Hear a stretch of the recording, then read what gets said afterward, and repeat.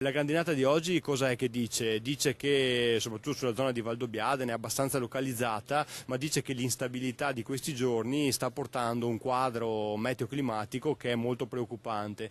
In particolare c'è un abbassamento termico importante previsto per i prossimi giorni, alla volta di domenica sera, lunedì, che per la fase fenologica in cui oggi si trovano le viti potrebbe essere, diciamo, pericoloso. Ecco, ci auguriamo che questo venga scongiurato, ma la neve che è scesa sotto i 600 metri e che è prevista tra l'altro una ripetizione per la giornata di domenica ci fa, diciamo, rimanere un po' con il fiato sospeso. Il prosecco potrebbe essere a rischio in alcune zone.